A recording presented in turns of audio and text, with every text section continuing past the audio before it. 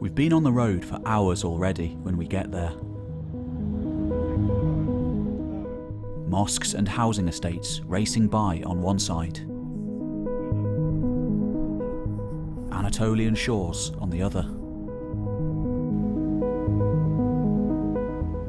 I hear livestock, the swaying of trees, waves lapping in the far distance. The same seas that bore the first farmers to Europe some 10,000 years ago. Greek, Phoenician, and Roman travellers following in their wake. And most recently, the ill-fated British Expeditionary Force to Gallipoli, just over 100 years ago in the Great War. It's a surreal experience, almost dreamlike. And finally, I see the city.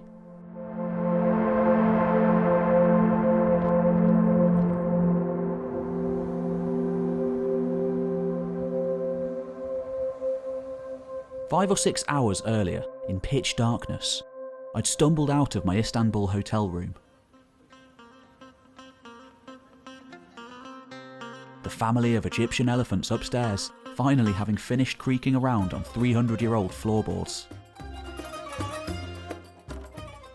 For a fleeting moment, a total, all-encompassing silence descends on the cobbled stones of the old city.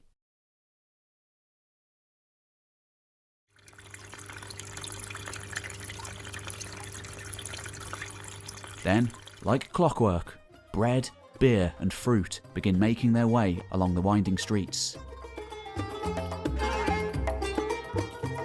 Inevitable deliveries to the various markets and restaurants, bringing the city to life once more. And finally, my tour bus arrives.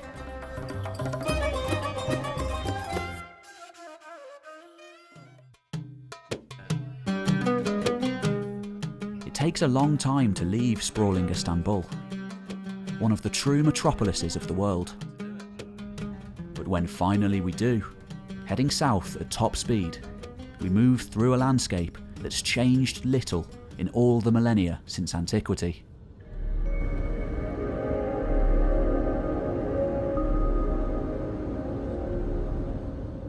And before I know it, without much of an idea of the exact route we're taking, we reach a ferry terminal. Standing out on deck on a large passenger boat, accompanied only by a Turkish driver and a friendly elderly lady with no words of English between them, I'm left alone with my thoughts.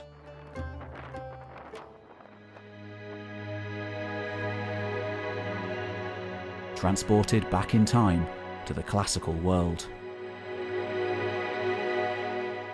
This is the Dardanelles Strait, one of the world's most famous waterways. We're headed from Europe to Asia, on the trail of so many explorers and travellers before us. The shoreline was different back then, but this place was famous, all over the known world.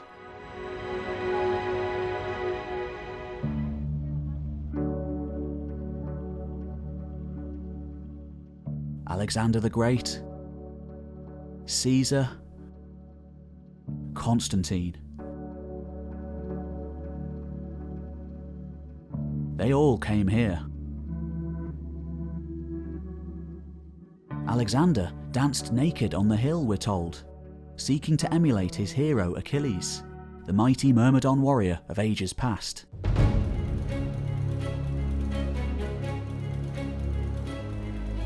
For as far as the Greeks and Romans were concerned, this windy plain was said to have been the location of the greatest of all conflicts of the ancient world.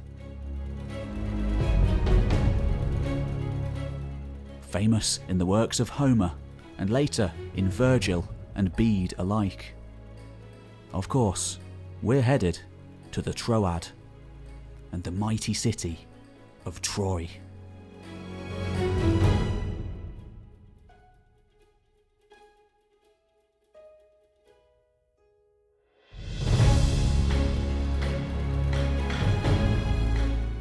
If there was a Troy, it's out there, somewhere on the Hissarlik plain. All the ancient writers agree. And now, most of the modern ones too.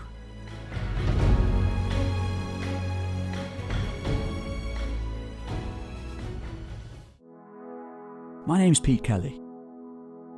I'm a writer and a filmmaker. I've made it my mission to delve into the mysteries of the ancient world and make videos about what I find, to take you along for the ride. In the late summer of 2019, I took a trip to that great city of antiquity to see for myself. It was one of the most memorable days I've ever had, and this is what I found. Let's go.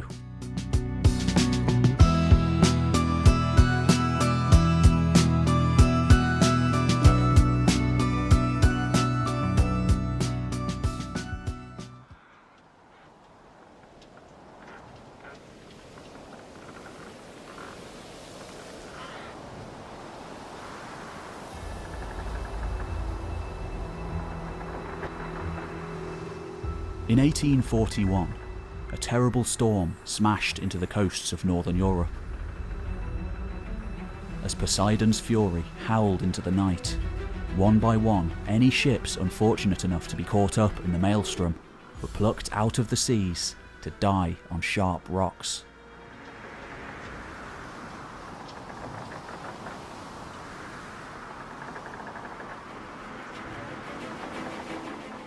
One of those vessels, a merchant boat bound for South America, had but a handful of survivors. Clutching to debris on the battered shore.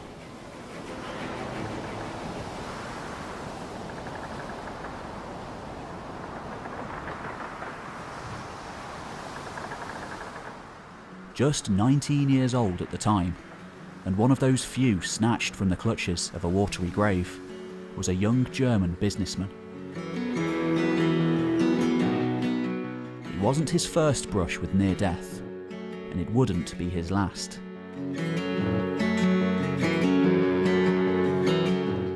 He had a brief career already under his belt, but according to the tales he told later in his life, on that day he gave himself to a higher purpose.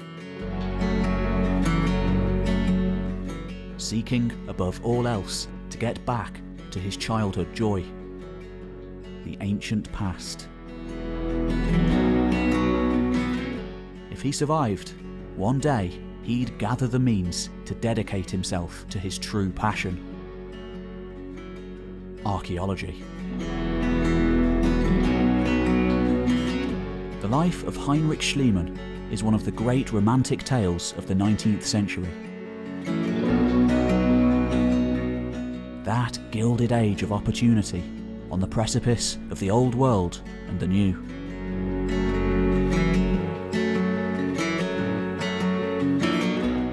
Particularly if you read his own accounts of his travels, which he wrote copiously all throughout his life. In German, Greek, French, English, and Russian, depending on where he was based at the time. He spoke almost every single language you can think of, in fact, in all of which he was completely fluent and self-taught. The trouble is, it's often quite difficult to work out when he is telling the truth, and when he's spinning a yarn. Because no one would argue otherwise. Heinrich Schliemann was a great storyteller.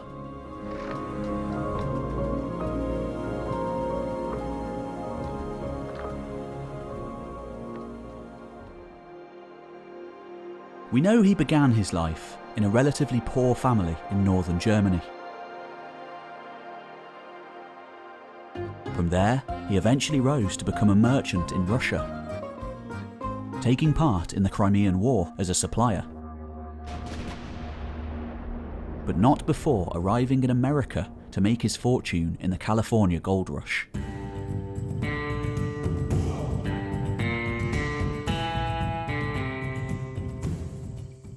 Finally, well into his 40s, failed marriage and children left behind in St. Petersburg, he began a second life.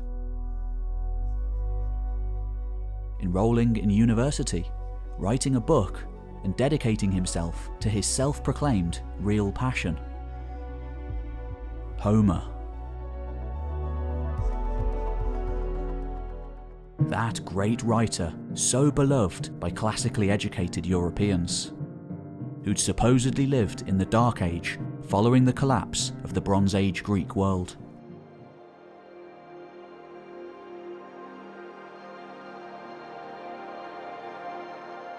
Though that knowledge was to come later. At the time, next to nothing was known of the real history underlying the ancient myths.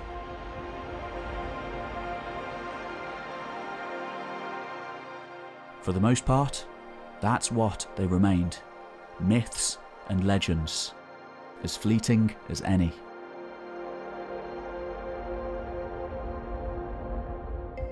Embarking on a grand tour which would never truly end, Schliemann spent the rest of his life dedicated to the pursuit of history and the fledgling field of archaeology. The trouble was that he had no real training in the field. And though he would inspire entire generations to follow in his footsteps, his excavations actually destroyed entire sections of the site. His Great Trench of 1870, digging down through layer upon layer of irreplaceable cityscape, still cuts an ugly swathe through the mound today,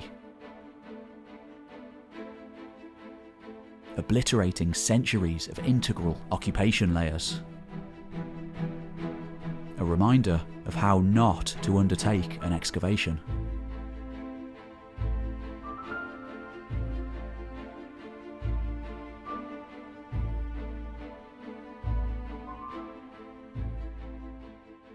And yet, call me controversial, but Schliemann gets a bad rep in my opinion.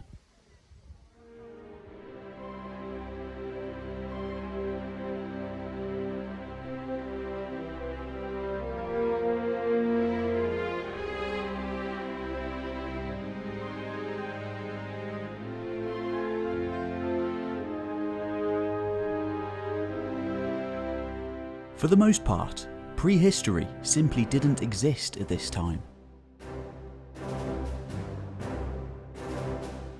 Only a handful of years after Charles Darwin's groundbreaking theory of evolution encouraged a new generation of thinkers to investigate the deep past with trowel alone.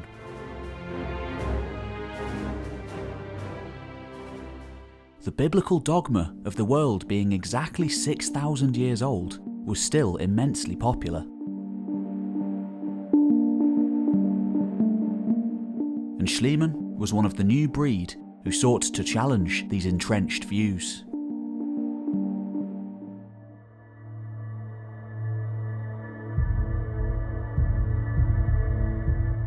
Until the 19th century, the location of that famous city of Troy was lost. Many in the fledgling field of archaeology questioned whether the place had even existed at all.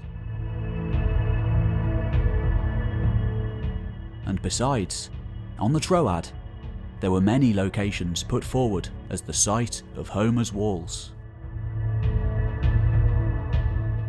where Achilles fought Hector outside the gates, where Priam called in his banners from as far away as Syria, and according to the tale, Africa. There's no guarantee that the place ever would have been found without the eccentric German, powered by little more than enthusiasm and self-conviction. Whether his city was Troy or not, it's only become clearer and clearer over the decades since that the place was an immensely important centre of the Bronze Age.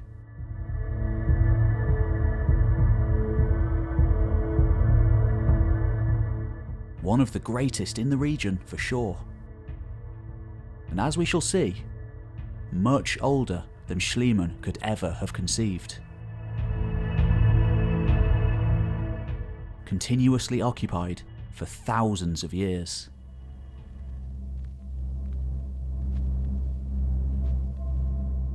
By Schliemann's day, unlike me arriving on horseback, a family of expat diplomats living under the Ottomans owned some of the land here.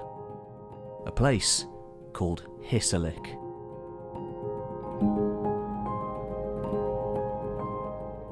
Since the 17th century, the Calverts had hypothesised about the ancient ruins clearly sitting on the hilltop.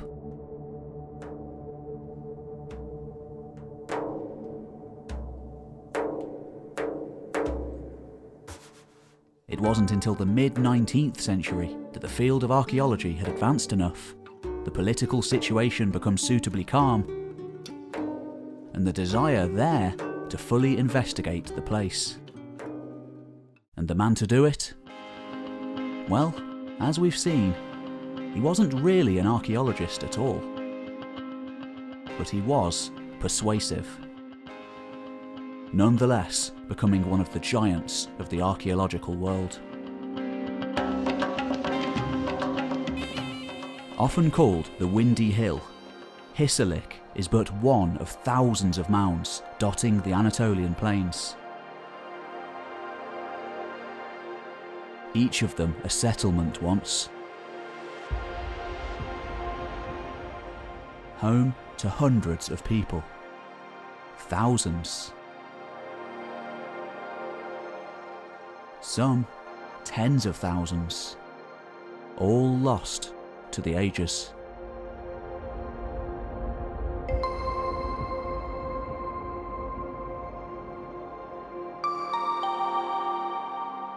For Anatolia is a land of immense antiquity, outer periphery of the very first city builders on Earth.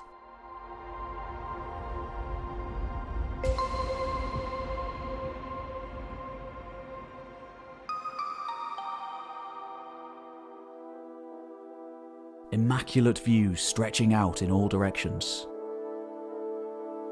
I join a small tour group of travellers, from who knows where. There isn't time to find out.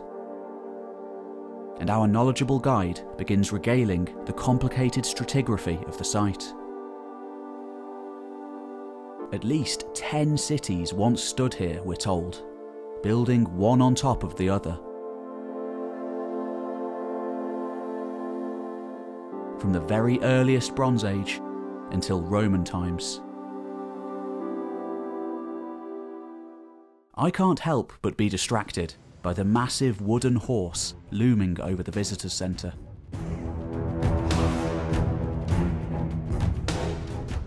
The exact one used in the 2004 Hollywood blockbuster. You know what's there? Waiting, beyond that beach. Immortality! Take it! It's yours! My unease is quickly broken though, when we first see the great sloping walls of the outer perimeter. It's an immensely impressive sight. This looks like Troy, all right.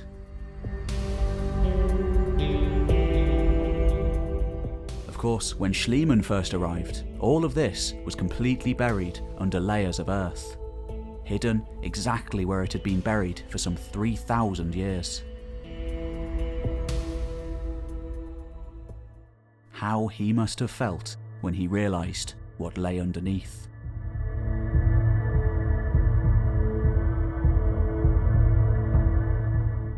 But as we shall see, the city was so much older than he could ever have known.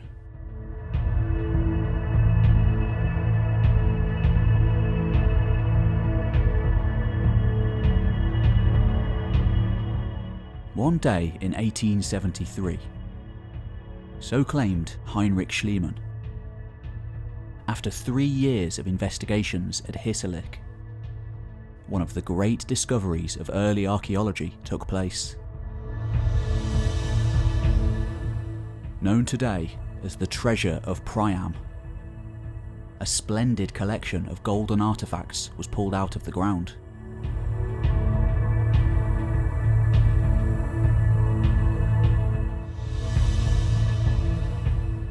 Schliemann, of course, assumed the finds to be evidence of the late Bronze Age Homeric city of the 12th century BC.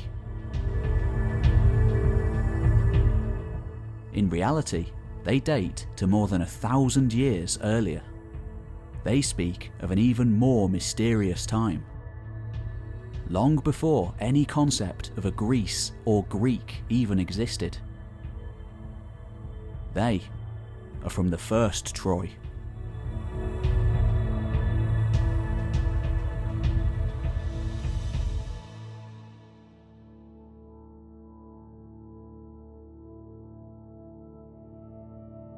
Great leaps forward in archaeology have been made in recent years.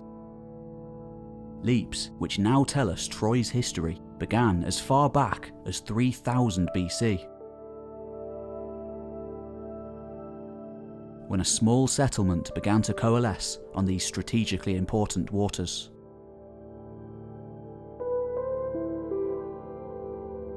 Fishermen, farmers, and herders, the archaeology tells us.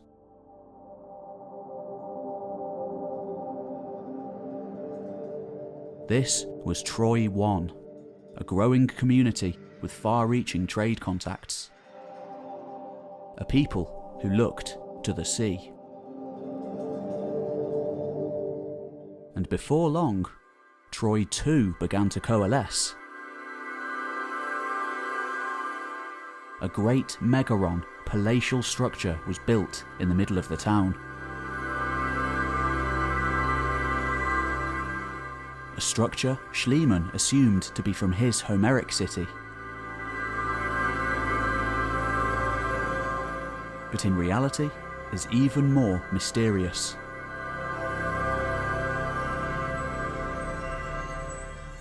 The largest structure in this part of the world, built during a time when most people lived in the simplest of dwellings. Eventually, immensely far-flung links were forged, bringing in majestic trade goods from the other side of the world. Lapis lazuli, amber, copper, tin. For these people had at least some links not only with the cities of Mesopotamia, but with the Aegean and the European mainland. It was truly a world in between. A firmly established hierarchy soon held sway. Rigid power structures holding on to the centre of the settlement. This was a time of haves and have-nots. The Bronze Age had begun.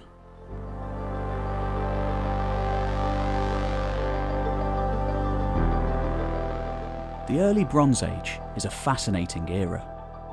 All over the Middle East and parts of Europe, for the very first time, strong, powerful proto-kingdoms began to form, seeing widespread trade and the spread of ideas. In this first true world system, goods, and possibly people too, travelled all the way from Egypt to India, the Arabian Gulf to Central Asia.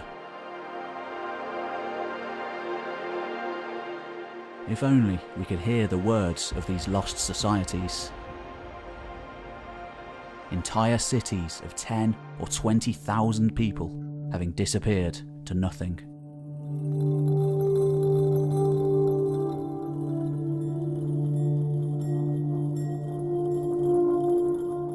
Standing on a crossroads at the gateway to the Black Sea, Troy straddled the disparate worlds of the Aegean, Anatolia, and even the southern Mediterranean and Egypt to the south.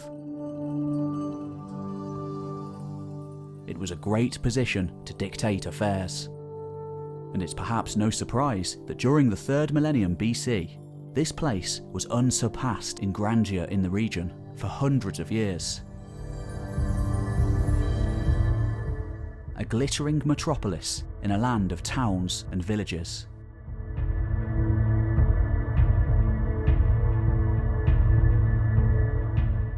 It's very likely that those trade links and access to goods from far away was what led to the city's growth and the power of its elites. In later centuries, Troy would become famous for its horses. But to begin with, these were fisher folk, looking to the sea for their livelihood, to the Cyclades and beyond. This was a time before horses even really became established in the wider world.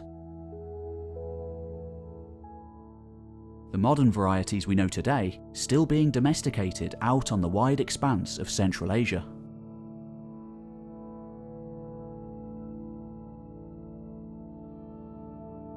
The maritime culture of early Bronze Age Troy was immense. Its material wealth far surpassing that of nearby settlements, and the interior of Asia Minor. Given the sheer amount of wealth stowed here, of course, walls were built.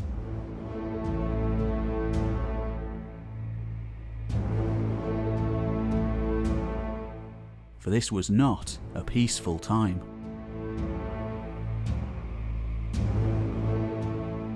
This is the era of the so-called Priam's treasure, not the Homeric city of later days.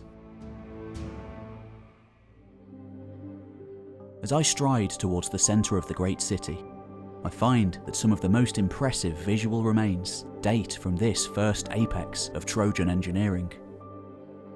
The citadel at the very centre of the mound, which Schliemann initially thought to be the Homeric one.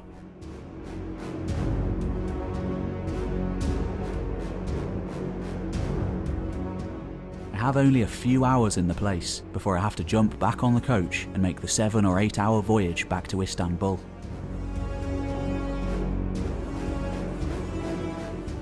I don't regret it for a second though. It's all worth it just for a glimpse. The colossal gates and ramps are incredible to behold. I imagine a procession of gilded warriors heading out to war. Merchants from the far side of the Great Green Sea coming to barter their wares. Travellers from far away. What stories they would tell. What sights they'd seen.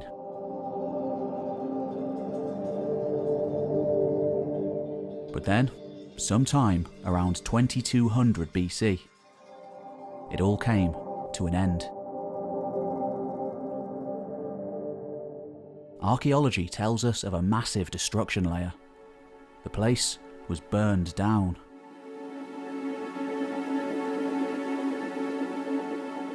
Like all the great population centres of Anatolia at the time, and many further afield.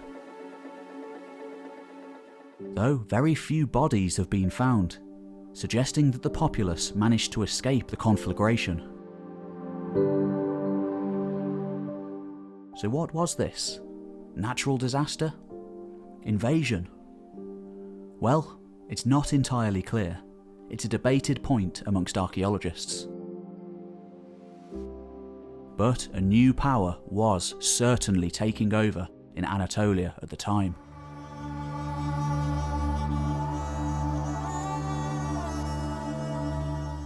Where similar destruction levels are often seen, as well as in Greece. The newcomers in Anatolia would eventually evolve into the Hittites, amongst others.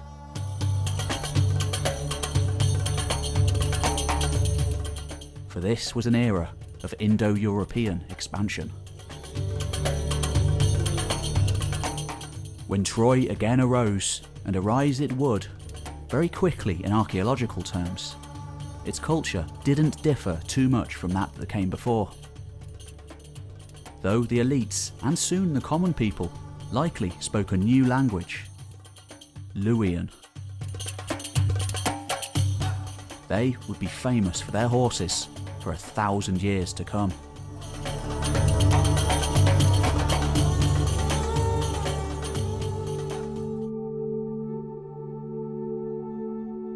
A common ancestor then for the Trojans and the Greeks?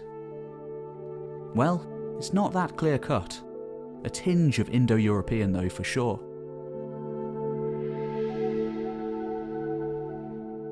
But what of those Greeks? Those Bronze Age invaders, so inexplicably tied up with the history of the city? It is to them, across the stepping stones of the Aegean waves, we must turn to next.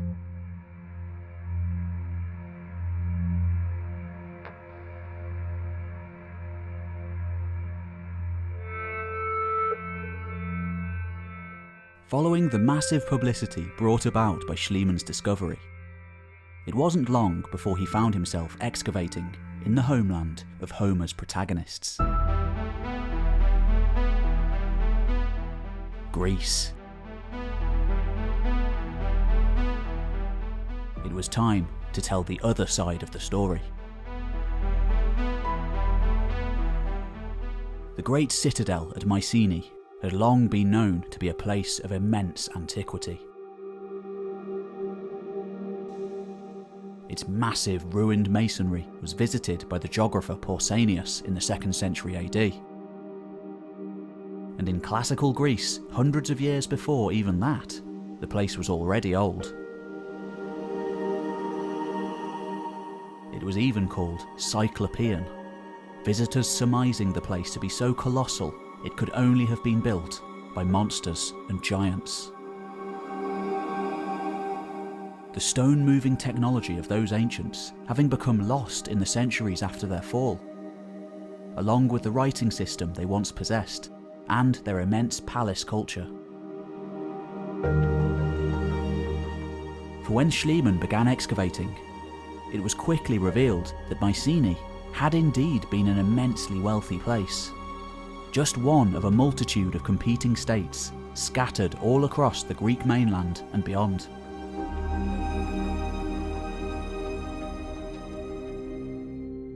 It wasn't long before another marvellous discovery was made. Match for anything at Troy. In a series of shaft tombs adjacent to the central citadel, a collection of golden funerary masks emerged, along with other majestic grave goods. Gold literally covered the bodies of those interred here.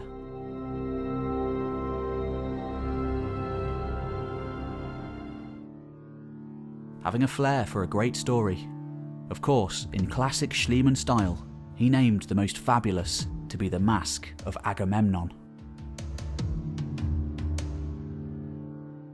Greek ruler who'd called his banners together to lead the expedition to war, and in myth said to be buried here.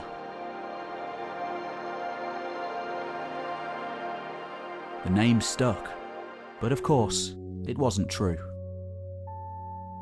The man who wore this death mask lived hundreds of years before the Trojan War is thought to have been fought, in around the 12th century BC. However, he did fight on the back of a chariot. He was a Mycenaean lord. And the tale gets even weirder. For like Troy, this city too met its end sometime in the 12th century BC. Both cultures seeming to be ever intertwined. A sharing of the fates.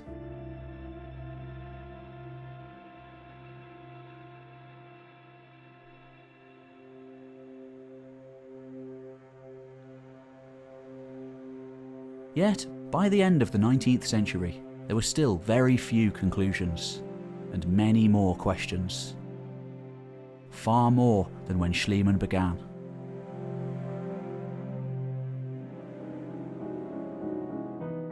In one of the great tragedies of his tale, at the end of his life, Heinrich Schliemann, under intense academic scrutiny, had even begun to doubt his own work, questioning whether his city was Troy at all, The dates seemed all off, and the city he'd excavated had been far too small.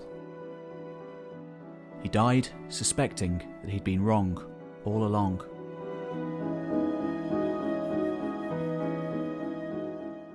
But in some respects, those that really mattered, he had been right. He'd just been digging in the wrong place. By the early 20th century, the Americans moved in. Archaeologist Carl Blagan, in particular, beginning to revolutionise our understanding of Homer's Troy. The city Schliemann excavated had been the Homeric one after all, though it extended around a much wider area.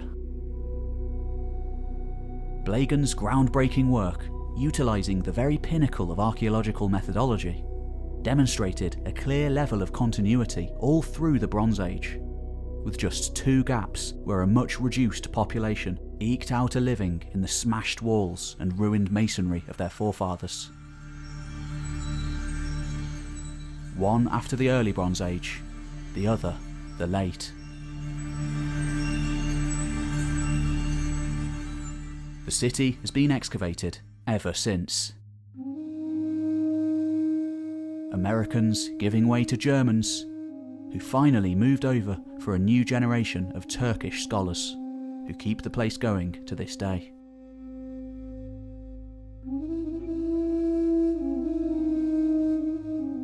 And no wonder the Greeks' obsession with Troy. During the Middle Bronze Age, around the 18th or 17th centuries BC, before those Mycenaean cities even arose, this place had been a great power once again. Like its predecessor, with diplomatic allegiances and trade links stretching all across the known world.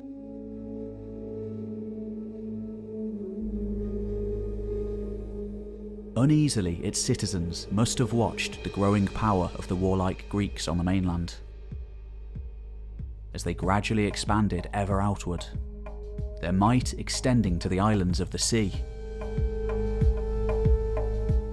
even taking over Minoan Crete, powerhouse civilization of the early to middle Bronze Age, and perhaps one of the wellsprings of Greek culture in the first place. Ultimately, the Mycenaean world advanced into its late Bronze Age apogee, all the while trading extensively with Troy. Like Paris's voyage to Sparta at the beginning of the story of the Trojan War, many must have been the visitors of each culture to the other. During that time, all over the known world, kings and lords traded with each other and interacted. Mycenaean warriors can be seen in Imperial Egypt, and trade goods from far-off Afghanistan and Scandinavia show up in the archaeological record.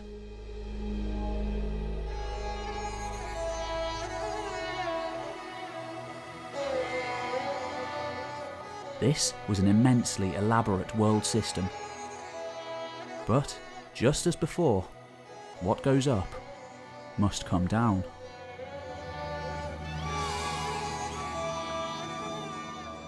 Of course, Troy massively benefited from this trade system, and seems to have done a great deal of its commerce with the Greeks. Huge amounts of Greek trade goods have been found in the city, and Trojan ware on the mainland. The details of a real Trojan War still remain shrouded in obscurity. But some sort of a conflict did happen around this time. We know that from the thick layers of ash permeating the archaeological record, and from the literary sources, both contemporary and later. But, as we shall see, the identity of the combatants remains unclear.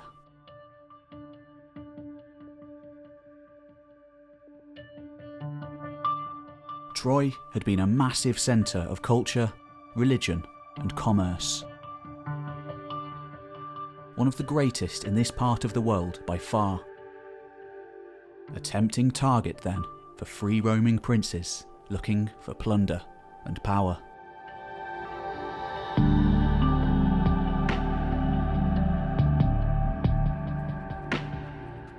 Then, in 1907, completely out of the blue, a total surprise discovery revolutionised our understanding of the Late Bronze Age.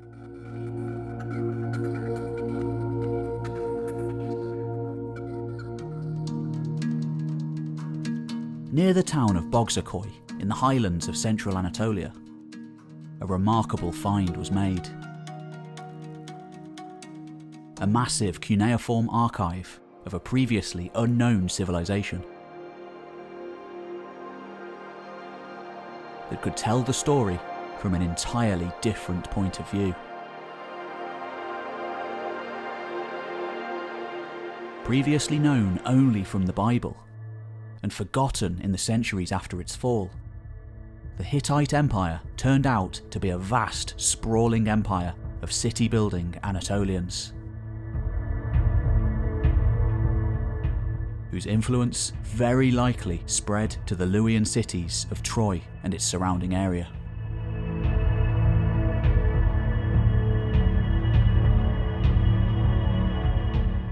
As excavations began at the newly found metropolis of Hattusis, it soon became clear that a simple story of Trojans and Greeks may not have been the reality at all.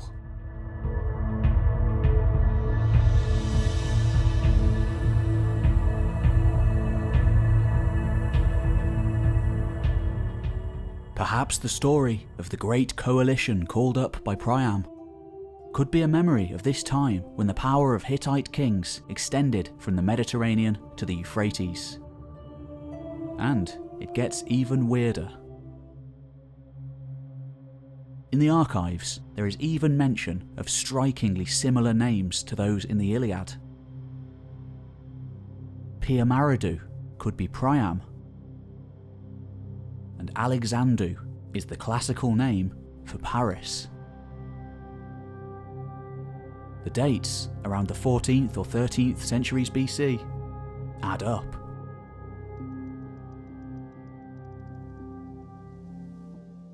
These developments have changed everything. Schliemann had been right in a sense. There really had been a late Bronze Age Troy. And there may have been some kind of a Trojan War.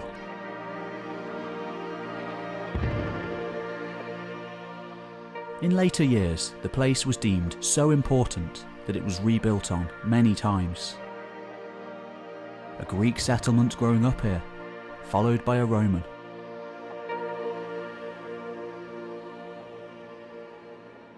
The Roman and Greek ruins alone, if in England, would be national heritage sites. Here in Turkey, of course, ancient cities are everywhere. Many aren't even deemed important and are forgotten and overgrown. They have a glut of ancient cities. You pass them on the motorways. Solitary towers on hilltops. Amphitheatres hidden in valleys. History is everywhere you look here.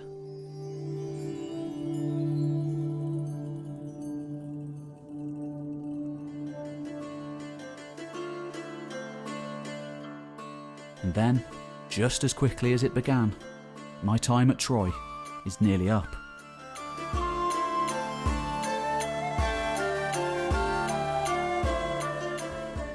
I feel a tinge of guilt as I begrudgingly locate our tour guide once again. He looks slightly hurt as he asks whether his talk was good enough. But he quickly realises it's not that at all. I'm sure I see a hint of a smile at the realisation as I run full pelt into the gift shop to buy every book that they have. I'm like him, like Schliemann before us. I couldn't just walk around Troy listening to someone talk.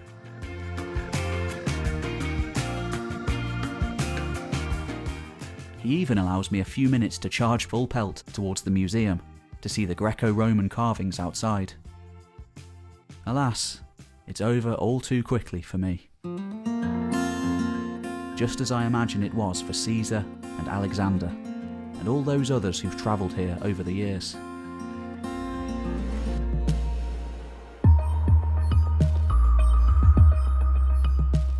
Before I know it, it's back to the city. Nightlife and crowds. Fast cars and traffic lights.